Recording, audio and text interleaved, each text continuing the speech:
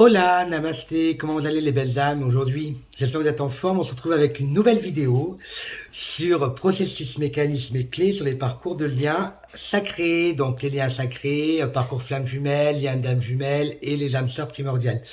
Aujourd'hui, cette vidéo est consacrée uniquement pour nos fameux chasers, qui peuvent être autant une femme qu'un homme, bien évidemment, parce que l'âme est androgyne, et elle va parler de la dépendance affective. Ok, donc ça va être un petit quiz qu'on va mettre en place pour savoir si tu es dépendant affectif ou si tu as guéri de cette dépendance affective. Ça va te permettre de te situer un petit peu par rapport à cela. Donc la dépendance affective, faut savoir qu'elle provient de la blessure de l'abandon. Pour la guérir, il faut être dans l'antidote qui s'appelle le lâcher-prise. Le lâcher-prise n'arrivera pas d'un seul coup sur votre parcours, il va arriver au fil du temps et de l'avancement de votre cheminement sur le processus de guérison. Donc aujourd'hui, un petit jeu, hein, donc une vidéo un peu particulière. Donc pour cela, je vais vous énumérer 9 caractéristiques de la dépendance affective. J'ai tiré ça du psychologue américain Gregory Jacques, ok, qui nous donne sa définition de la dépendance affective. Alors, c'est quoi une dépendance affective? C'est avoir du mal à prendre des décisions sans conseil ni validation d'un tiers, d'une autre personne.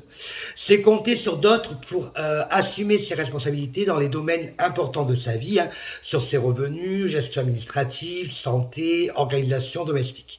C'est craindre et éviter tout désaccord avec l'interlocuteur, donc peur des conflits, peur d'être rejeté et exclu. C'est avoir du mal à démarrer des projets ou à faire les choses soi-même, par soi-même.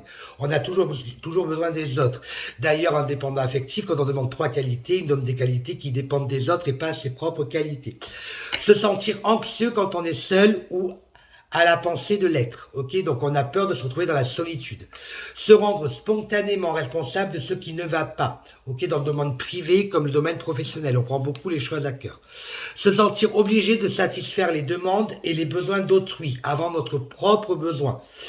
Avoir vraiment besoin de l'approbation et du réconfort des autres et être incapable de poser et de défendre ses propres limites. En fait, un dépendant affectif fait tout par rapport aux autres. Ok, il ne se priorise pas, il s'affirme pas, il ne se respecte pas. Ça, c'est des dysfonctionnements, l'un des dysfonctionnements de chaser qu'on va devoir guérir sur le parcours parce que sinon, sans ça, on ne pourra pas se réunir avec nos liens d'âme.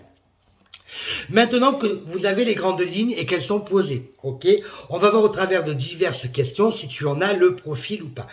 Toute personne qui est dans un lien sacré a forcément, l'une des deux polarités a forcément ce profil-là. C'est une obligation. Ok, donc le profil de dépendant affectif. Ok, voici quelques questions qui vont te permettre de savoir si tu as ce profil de dépendant ou pas, ou si tu en es guéri, ou si tu en es sorti, ou si tu t'y approches. Ok, prends une feuille et un stylo pour marquer le nombre de bonnes réponses que tu auras obtenues. Donc pour chaque réponse, tu réponds soit par oui, soit par non. D'accord? Alors on y va. Est-ce que tu es émotif ou émotive? Est-ce que tu as eu une enfance difficile? Est-ce que tu es mélancolique? Est-ce que tu es altruiste? Est-ce que tu es timide? Tu as vécu un deuil important dans l'enfance ou l'adolescence? Tu ne t'aimes pas beaucoup? Tu détestes le conflit? T'es généreux? Tu culpabilises facilement? T'es souvent anxieux? Tu doutes de pouvoir être aimé? Tu t'attaches rapidement? T'es entier dans tes sentiments? Tu maîtrises mal tes émotions? Tu sens souvent un vide intérieur? Tu te sens inutile? Tu te sens fragile? Tes parents ont connu des dépendances, alcool, drogue, etc., etc. Tu as été victime ou témoin de violences dans votre famille? Tu te suradaptes aux autres? Tu souffres de phobie? En cas de stress, tu as besoin d'être rassuré? Tu as des comportements autodestructeurs, drogue, sport à outrance, à fond dans le travail, etc., etc., etc. D'accord? En lisant ça, je m'aperçois que j'étais un gros dépendant affectif quand même à la base, parce que j'avais quasiment tous ces points-là dans ma life. Alors maintenant que tu as répondu à ces questions, tu vas faire le total de oui. D'accord? Si tu as coché au moins 10 oui, tu as le profil de dépendant affectif. Ok? Note le total que tu as obtenu par contre. D'accord? Donc si vous avez plus de 10 oui, vous êtes dépendant affectif. Ok? Ça, c'est un bon test au départ. Ok? Pour savoir si oui ou non on l'est. Maintenant, si tu es avancé sur ton processus de guérison, tu peux refaire ce test ou faire ce test pour voir si oui ou non tu l'es toujours ou pas. Alors, dans quelle mesure es-tu dépendant affectif? Alors, tu ne pars jamais seul en vacances. Tu planifies, anticipes tes week-ends afin d'être toujours occupé. Tu as peur d'être rejeté ou abandonné. Tu es angoissé dès que tu es sans nouvelles de ton conjoint. Tu es continuellement en demande de démonstration affective de ton partenaire. Tu cherches l'approbation, validation des personnes importantes pour toi. Tu vérifies sans cesse que tes amis vous aiment toujours.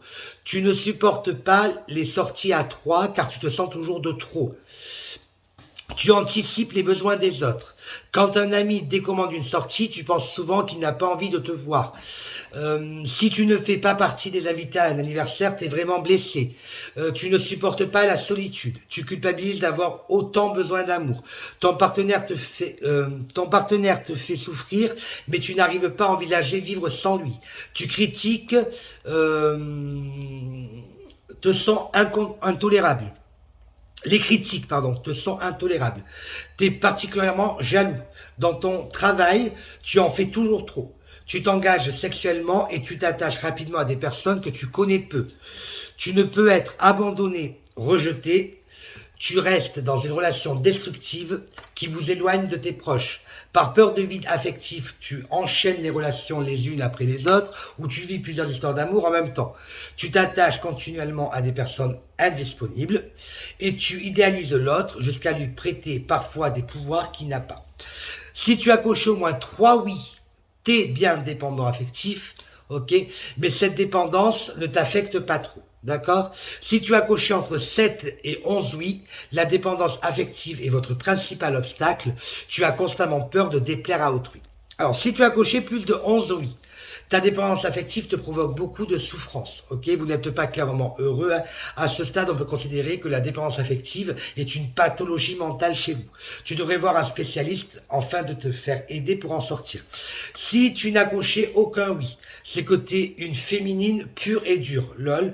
Peut-être es-tu dans la contre-dépendance affective ou alors que tu es vraiment stable psychologiquement, émotionnellement parlant.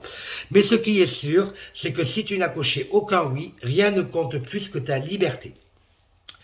Une dépendance ne vient jamais seule. Quand on est en sous-dépendance, c'est qu'on a des carences affectives, ok? On va aller chercher à combler ce manque par d'autres moyens et pas seulement via les relations. Alors regarde alors autour de toi et tente de combler un manque par les différents phénomènes que je vais énumérer. D'accord? Donc vous allez combler les manques.